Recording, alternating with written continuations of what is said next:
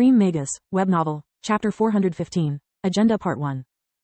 With Alina hugging him, the kids at his legs, and the whole family staring at him with an expectant gaze, not even Blink could save Lith from his predicament. He decided it was time to address the elephant in the room. Even if they do it in an annoying, nosy way, they are just looking out for me. There are so many things I keep hidden from them already. I'm not going to lie about something trivial like a fling, Lith thought. He had no need to explain to them how the ranger system worked. Ever since he had expressed the intention of joining the military, his family members had performed thorough research about it. If not for Solispedia, they would know more about the army than Lith. He told them about the hidden village. To keep the story family-friendly, he changed the slavers into monsters and their victims into scared but healthy prisoners. The kids enjoyed it while the adults shuddered. They knew that the more fable-like the story was, the more atrocities he was omitting. Then he explained how he met his handler, Camila, and asked her out. I didn't buy new clothes because of her. Lith was adamant about it. Between the border warfare and the lost cities, the inhabitants of Belius are afraid of uniforms. I needed clothes, otherwise I would be an unwelcome guest in any establishment of the city. He said clothes twice, so he bought more than a single set. Alina spoke like he wasn't even there. Yeah, also since when does he care what other people think? Not to mention that my son isn't the kind of man who would spend money just to be able to spend more on food. Not when he can get free meals at the canteen and sleep in the barracks. Roz shook his head. Lith's cover story was hard to believe. Lith didn't know whether to be happy for how well they knew him or ashamed for being universally considered a cheapskate. Is she really a princess? Laria asked full of curiosity. Having a king for an uncle was still among her childish dreams. Gods, no. Lith shuddered at the idea. During his work as assistant professor he had met the queen's daughters more than once. They were even less beautiful than Floria and so stuck up that they were unbearable. Lith would consider dating them only if they were the last women on Mogar. Is she pretty? Aaron asked. Lith cupped his hands and conjured a 3D hologram of Camila with light magic. It was a full body image as big as a doll and in grayscale, representing her as she was dressed during their first date. She is to me. Camila has a beautiful smile and seems to be a very caring woman.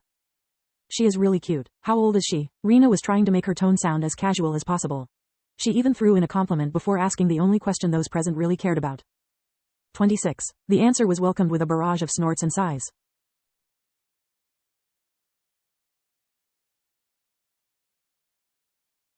Another one older than me. What do you have against girls your age? Rena rolled her eyes, not even attempting to hide her displeasure.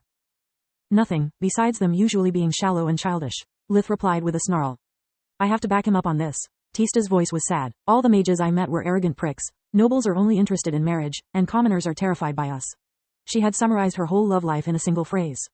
Even after joining the Mage Association and having asked for Journey's help, she never got past the first date. Besides, Lith is very mature and sophisticated for his age. He has even decided to travel the world to expand his horizons. Pressuring him like this is unfair. Love doesn't come with a deadline. This kind of things needs time. No one missed that her heartfelt defense applied to her too. Another dud. A woman that age doesn't have the luxury of time. Alina sighed. Speaking of time, Journey has invited us all to her birthday party. It would be really nice of you to attend. Her tone was casual, but Lith knew his mother enough to know how eager she was at the idea.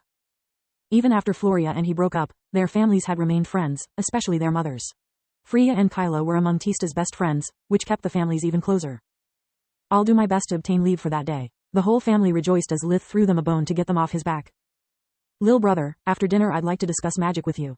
It was their code word for when Tista wanted to spend time with Solis or needed help with true magic. Sure, I need your advice too. Gorgon Empire, in a secret location. In an underground great hall, sitting around a humongous round table, were assembled most of the human awakened ones living in the Garland continent.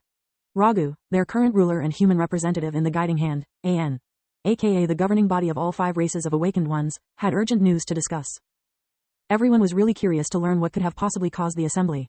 Ragu was old enough to only have 2 cares in the world: choosing a successor and searching for a way to prolong her life. Since I have no time to waste on niceties, I'll get straight to the point.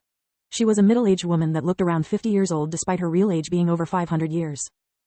There are only 2 items on our agenda. The first and more relevant is the murder of 2 awakened members of our order.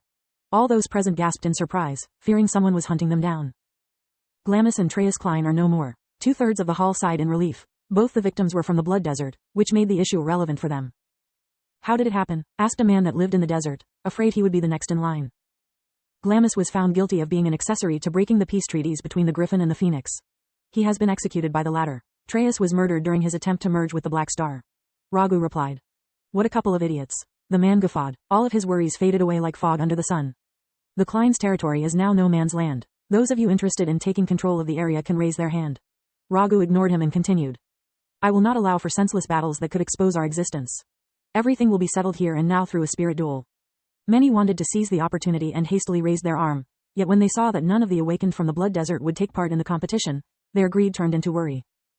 Is there anything we should know? A young-looking awakened who lived in the Gorgon Empire asked one of her peers from the desert.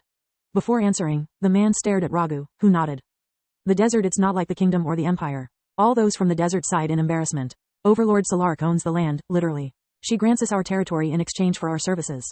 The more you take, the more she is entitled to ask. What if you refuse her demands? She asked.